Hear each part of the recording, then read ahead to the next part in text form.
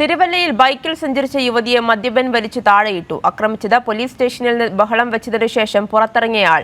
വേങ്ങൽ സ്വദേശിനിയായ 25-കാരിക്ക് കൈക്കും കാലിനും പരിക്ക്. സുജു ടി ബാബു വിശദാംശങ്ങളുമായുണ്ട്. സുജു, പോലീസ് സ്റ്റേഷനിൽ ബഹളം വെച്ച ഒരു വ്യക്തിയാണ് ഇത്തരത്തിലൊരു യുവതിക്ക് നേരെ ആക്രമണത്തിന് മുതിർന്നതെന്ന് മനസ്സിലാക്കുന്നു. പ്രതിയെ പിടികൂടാനായിട്ടുണ്ടോ? ആര്യ പ്രതിയെ പിടികൂടിയിട്ടുണ്ട്.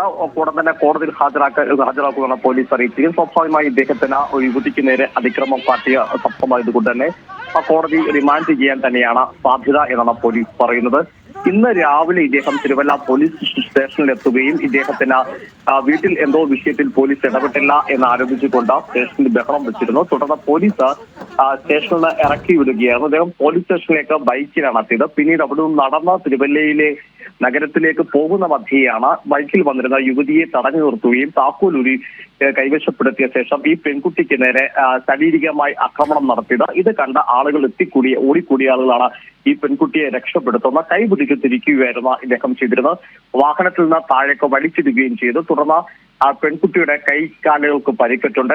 തിരുവല്ല ഗവൺമെന്റ് ഹോസ്പിറ്റലിൽ പ്രവേശിക്കുകയും തുടർന്ന് ജോജോയെ തിരുവല്ലയിലെ ഗവൺമെന്റ് ഹോസ്പിറ്റലിൽ വൈദ്യപരിശോധനയ്ക്ക് എത്തിക്കുമ്പോഴും ജോജോയുടെ ഭാഗത്തുനിന്ന് വളരെ മോശമായ പെരുമാറ്റം തന്നെയാണ് പിന്നീടും ഉണ്ടായിരിക്കുന്നത്. പെൺകുട്ടിയുടെ വീട്ടുകാരെത്തി ജോജോയ്ക്കെതിരെ പരസ്യമായി പ്രതിഷേധിക്കുന്ന ഒരു സാഹചര്യം ഉണ്ടായി. ആ സമയത്ത് പോലും ജോജോ മദ്യലഹരിയിൽ മദ്യാസക്തിയിൽ തന്നെ ബോധമില്ലാത്ത രീതിയിൽ പെരുമാറുന്ന ഒരു കാഴ്ചയും കാണുവാൻ സാധിച്ചതിനും ജോജി പോലീസ് കസ്റ്റഡിയിൽ എടുത്തിട്ടുണ്ട്.